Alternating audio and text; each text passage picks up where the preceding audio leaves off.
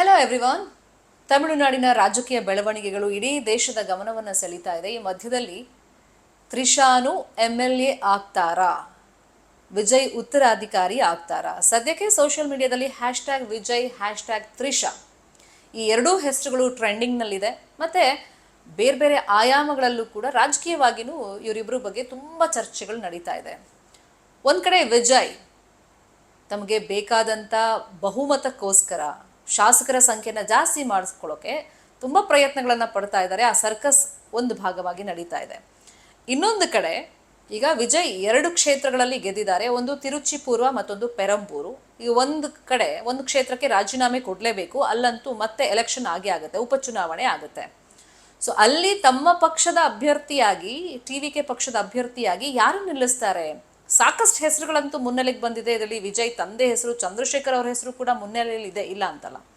But Trisha ಹೆಸರು ಕೂಡ ಬಹುಮುಖ್ಯವಾಗಿ ಇಲ್ಲಿ ಚರ್ಚೆ ಆಗ್ತಿದೆ. ಇನ್ಫ್ಯಾಕ್ಟ್ ಎಲೆಕ್ಷನ್ ಸಂದರ್ಭದಲ್ಲೇ TVK ಪಕ್ಷದಿಂದ ತ್ರಿಷಾಗೆ ಟಿಕೆಟ್ ಕೊಡ್ತಾರೆ, ಒಂದು ಕ್ಷೇತ್ರದಿಂದ ಅವರು ಸ್ಪರ್ಧೆಯಲ್ಲಿ ಇರ್ತಾರೆ ಅಂತ ಹೇಳಲಾಗ್ತಾ ಇತ್ತು. ಬಟ್ ಅದು ಸಾಧ್ಯವಾಗಿಲ್ಲ. ಈಗ ಅಭೂತಪೂರ್ವ ಗೆಲುವು ಸಾಧಿಸಿರುವಂಥ TVK ಪಕ್ಷ ತ್ರಿಷಾ ಅವರನ್ನು ಅಖಾಡಕ್ಕಿಳಿಸುತ್ತೆ ಅಂತ ಹೇಳಲಾಗ್ತಿದೆ.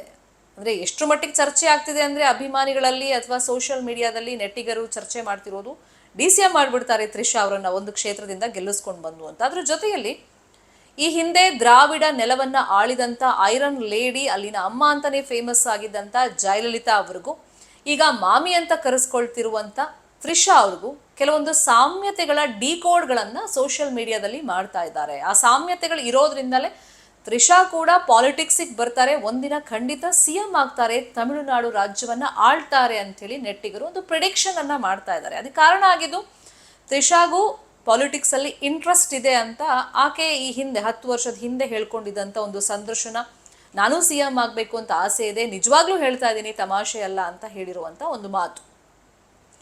ಇನ್ನು ಜಯಲಲಿತಾ ಹಾದಿ ಮತ್ತು ತ್ರಿಷಾ ಹಾದಿ ಬಗ್ಗೆ ಕಂಪ್ಯಾರಿಸನ್ ಮಾಡ್ತಾ ಹೋಗೋದಾದರೆ, ಫಸ್ಟ್ ವಿಜಯ್ ವಿಷಯವಾಗಿ ನಾನು ಇನ್ಫಾರ್ಮೇಷನ್ ಕೊಟ್ಬಿಡ್ತೀನಿ. ವಿಜಯ್ ಒಬ್ಬ ಸ್ಟಾರ್ ನಟ. ತಮಿಳುನಾಡಿನಲ್ಲಿ ಕೆಲವರಂತೂ ಅಂದರೆ ಅವರ ಅಭಿಮಾನಿಗಳು ಅಫ್ಕೋರ್ಸ್ ನಂಬರ್ 1 ನಟ ಅಂತ ವಿಜಯ್ ಅವರನ್ನು ಕರೀತಾ ಇದ್ರು. ಮಾಡಿದ್ದು ಸುಮಾರು 69 ಸಿನಿಮಾಗಳು ಆ್ಯಸ್ ಎ ಹೀರೋ, ಲೀಡ್ ರೋಲಲ್ಲಿ. ಸುಮಾರು 70ಕ್ಕೂ ಹೆಚ್ಚು ಸಿನಿಮಾಗಳಲ್ಲಿ ಅವ್ರು ನಟಿಸಿದ್ದಾರೆ, ಇಲ್ಲ ಅಂತಲ್ಲ. ಲೀಡ್ ರೋಲ್ನಲ್ಲಿ ಅವ್ರು ಮಾಡಿರೋದು 69 ಸಿನಿಮಾಗಳು. ಇನ್ನು ತ್ರಿಷಾ ವಿಷಯವಾಗಿ ನಾವು ನೋಡೋದಾದರೆ, ಆಕೆ ಲೀಡ್ ರೋಲ್ನಲ್ಲಿ ನಟಿಸಿರುವಂಥದ್ದು 60 ಸಿನಿಮಾಗಳಲ್ಲಿ. ಸೊ ಇಬ್ಬರ ಫ್ರೆಂಡ್ಶಿಪ್ ಶುರುವಾಗಿದ್ದು ಗಿಲ್ಲಿ ಅನ್ನೋ ಸಿನಿಮಾದಲ್ಲಿ. ಅದು 2004ರಲ್ಲಿ ರಿಲೀಸ್ ಆಯಿತು. ಹತ್ತತ್ರ 22 ವರ್ಷ ಅಂತ ಇಟ್ಕೊಳ್ಳಿ. 22 ವರ್ಷದಿಂದಲೂ ಕೂಡ ಇವರಿಬ್ಬರ ಮಧ್ಯದಲ್ಲಿ ಒಂದು ಸ್ಟ್ರಾಂಗ್ ಬಾಂಡಿಂಗ್ ಇದೆ. ಅದು ಫ್ರೆಂಡ್ಶಿಪ್ಗೂ ಮೀರಿದ್ದು ಅಂತಾನೂ ಹೇಳಲಾಗ್ತಾ ಇದೆ. ಮತ್ತು ಇಬ್ಬರ ಮಧ್ಯೆ ಅಫೇರ್ ಇದೆ ಅಂತಲೂ ತುಂಬ ಜನ ಚರ್ಚೆಯನ್ನು ಮಾಡ್ತಾ ಇದ್ದಾರೆ. ಇನ್ನು ಜಯಲಲಿತಾ ವಿಷಯವಾಗಿ ಬರೋಣ. ಜಯಲಲಿತಾ ಇಷ್ಟ ಇಲ್ಲದೆ ಇದ್ರೂ ಕೂಡ ಸಿನಿಮಾ ರಂಗಕ್ಕೆ ಬರ್ತಾರೆ, ಸ್ಟಾರ್ ನಟಿಯಾಗಿ ಮಿಂಚ್ತಾರೆ. ಅದಾದಮೇಲೆ ರಾಜಕಾರಣದ ಪ್ರವೇಶ. ಕಾರಣ ಗಾಡ್ ಫಾದರ್ ಆಗಿದ್ದಂಥ MGR ಅವರು. ಸೊ ಜಯಲಲಿತಾ MG ರಾಮಚಂದ್ರನ್ ಅವರ ರಾಜಕೀಯ ಪಕ್ಷಕ್ಕೆ ಸೇರಿಕೊಳ್ತಾರೆ, ಅಣ್ಣಾ DMKಗೆ. ಅದು 1982ರಲ್ಲಿ.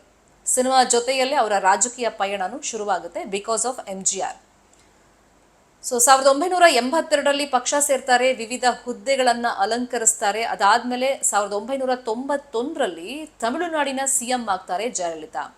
ಈ ಹಾದಿಯನ್ನು ಗಮನಿಸ್ಕೊಂಡು ಹೋಗೋದಾದರೆ, MGR ಅವರ ಬೆನ್ನಿಗೆ ನಿಂತಿದ್ದು ಆಗ ಜಯಲಲಿತಾ ಅವರು. ಅವ್ರ ಬಗ್ಗೆನೂ ಸಾಕಷ್ಟು ಗಾಸಿಪ್ಗಳು ಆ ಕಾಲದಲ್ಲಿ ಕ್ರಿಯೇಟ್ ಆಗಿತ್ತು. ಇನ್ಫ್ಯಾಕ್ಟ್ ಆಗ ಸೋಷಿಯಲ್ ಮೀಡಿಯಾ ಇದ್ದಿದ್ರೆ ಇನ್ಯಾವ ಥರ ಚರ್ಚೆಗಳು ಬರ್ತಾ ಇತ್ತೋ ಗೊತ್ತಿಲ್ಲ. ಬಟ್ ಆಗಲೂ ಒಂದಿಷ್ಟು ಕಾಂಟ್ರವರ್ಸಿಗಳು ಅವರಿಬ್ಬರ ಮಧ್ಯದಲ್ಲಿ ಕ್ರಿಯೇಟ್ ಆಗಿತ್ತು, ಇಲ್ಲ ಅಂತಲ್ಲ. ಅದನ್ನು ಮೀರಿ ಅವ್ರ ಬಾಂಧವ್ಯ ಇತ್ತು, ಬಾಂಡಿಂಗ್ ಇತ್ತು.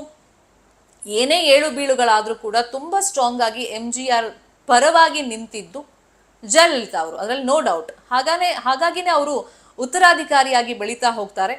MGR ನಿಧನದ ನಂತರ ಅವರು CM ಆಗ್ತಾರೆ. ಆ ಅವಧಿ ನಾವು ನೋಡೋದಾದರೆ, ಪಕ್ಷ ಸೇರ್ಪಡೆಯಾಗಿ ಜಯಲಲಿತಾ CM ಆಗಿದ್ದಂಥ ಅವಧಿಯನ್ನು ನೋಡೋದಾದರೆ ಹತ್ತತ್ರ 9ರಿಂದ 10 ವರ್ಷ. ಇಲ್ಲಿ ತ್ರಿಷಾ ವಿಷಯ ಯಾಕೆ ಕಂಪ್ಯಾರಿಸನ್ ಮಾಡ್ತಿದ್ದಾರೆ ಅಂದರೆ, ತ್ರಿಷಾ ಒಂದು 10 ವರ್ಷದ ಹಿಂದೆ ಇಂಟರ್ವ್ಯೂನಲ್ಲಿ ಹೇಳ್ಕೊಂಡಿದ್ದು, ನಾನು ಕೂಡ CM ಆಗಬೇಕು ಅಂತ ಹೇಳಿ, ಒಂದಲ್ಲ ಒಂದಿನ. ಸೊ ಇದೊಂದು ಕಂಪ್ಯಾರಿಸನ್ ಆಯಿತು. ಇನ್ನು ಜಾತಿ ವಿಷಯವಾಗಿಯೂ ಕೂಡ ಕಂಪ್ಯಾರಿಸನ್, ಓದಿರುವಂಥ ಸ್ಕೂಲಿನ ವಿಷಯವಾಗಿಯೂ ಕಂಪ್ಯಾರಿಸನ್. ಸೊ ಹೀಗೆ ಹಲವಾರು ಕಂಪ್ಯಾರಿಸನ್ ನೋಡಿದಾಗ ಒಂಥರ ಸಾಮ್ಯತೆ ಅನ್ನೋದಂತೂ ಇಬ್ಬರ ಮಧ್ಯದಲ್ಲೂ ಕಂಡು ಬರ್ತಾ ಇದೆ. ಜಯಲಲಿತಾನೂ ಫಸ್ಟ್ ಸಿನಿಮಾ ಎಂಟ್ರಿ, ತ್ರಿಷಾನೂ ಸಿನಿಮಾ ಎಂಟ್ರಿ, ಆಮೇಲೆ ರಾಜಕಾರಣಕ್ಕೆ ಬಂದರು. ಈಗ ತ್ರಿಷಾನೂ ರಾಜಕಾರಣಕ್ಕೆ ಎಂಟ್ರಿ ಆಗಬಹುದು ಆ ಒಂದು ಹಂತದಲ್ಲಿದ್ದಾರೆ ಅನ್ನೋ ಚರ್ಚೆ. ಇನ್ನು MGR ನಿಧನದ ನಂತರ ಜಯಲಲಿತಾ ಅವರು ಆಡಳಿತಕ್ಕೆ ಬರ್ತಾರೆ. ಈಗ ತ್ರಿಷಾನು ಅದೇ ಹಾದಿಯಲ್ಲೇ ಸಾಕ್ತಾರಾ ಹಾಗಾದ್ರೆ? ತಮಿಳುನಾಡಿನಲ್ಲಿ ಸದ್ಯಕ್ಕೆ ರಾಜಕಾರಣದಲ್ಲಿ ಸಿಂಗಲ್ ಶೇರ್ ಅಂತ ವಿಜಯ್ ಗುರುತಿಸ್ಕೊಂಡಿದ್ದಾರೆ. ಇಷ್ಟು ದಿನ ಗುಟ್ಟಾಗಿ ಇದ್ದಂತ ಅವ್ರ ಬಾಂಧವ್ಯ, ತ್ರಿಷಾ ಮತ್ತೆ ವಿಜಯ್ ಬಾಂಧವ್ಯ, ಮೊನ್ನೆ ರಿಸಲ್ಟ್ ಬಂದ ಮೇಲಿಂದ ನೋಡ್ತಾ ಇದೀವಿ ಓಪನ್ ಆಗಿನೇ ಚರ್ಚೆಗಳಾಗ್ತಾ ಇದೆ. ತ್ರಿಷಾ ಡೈರೆಕ್ಟ್ ಆಗಿ ತಿರುಪತಿಯಿಂದ ಬಂದು ಅವ್ರ ಮನೆಗೆ ಬರ್ತಾರೆ, ವಿಜಯ್ ಮನೆಗೆ ಬಂದು ವಿಶ್ ಮಾಡ್ತಾರೆ. ಇನ್ನು ಕೆಲವು ಸೆಲೆಬ್ರಿಟೀಸ್ ಮುಂದುವರೆದ ಭಾಗವಾಗಿ ಅಂದರೆ ಈಕೆಯ ಬರ್ಡೇಗೆ ಒಂದು ಡಬಲ್ ಸೆಲೆಬ್ರೇಷನ್ ಮತ್ತೆ ಇಡೀ ಸ್ಟೇಟ್ ಆಗೇ ವಿಜಯ್ ಗಿಫ್ಟ್ ಕೊಟ್ಟರು ಅಂತೆಲ್ಲ ಚರ್ಚೆಗಳಂತೂ ಆಗ್ತಾ ಇತ್ತು.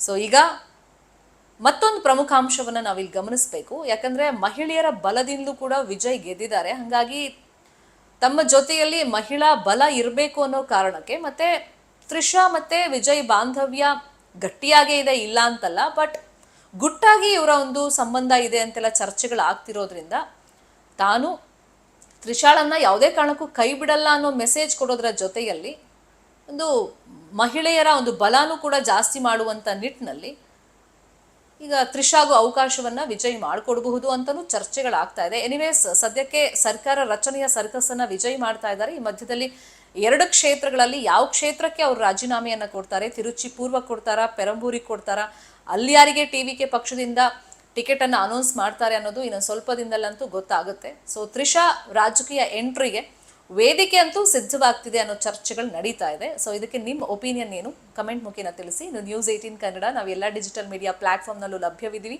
ಫಾಲೋ ಮಾಡಿ, ಸಬ್ಸ್ಕ್ರೈಬ್ ಮಾಡಿ. Thank you so much. ನಿರ್ಭೀತ, ನಿಷ್ಪಕ್ಷಪಾತ, ವಿಶ್ವಾಸಾರ್ಹ ಸುದ್ದಿಗಳಿಗೆ ಮತ್ತೊಂದು ಹೆಸರಾಗಿರುವಂತ ನ್ಯೂಸ್ 18 ಕನ್ನಡ ಈಗ ಆಪ್ನಲ್ಲೂ ಲಭ್ಯವಿದೆ. ದಯವಿಟ್ಟು ಇಲ್ಲಿರುವಂತ QR ಕೋಡ್ ಸ್ಕ್ಯಾನ್ ಮಾಡಿಕೊಂಡು ಆಪ್ ಡೌನ್ಲೋಡ್ ಮಾಡೋದಕ್ಕೆ ಮರಿಬೇಡಿ. ನಿಮ್ಮ ಬೆಂಬಲ ಹೀಗೆ ಸದಾ ನಮ್ಮೊಂದಿಗಿರಲಿ. ಧನ್ಯವಾದ.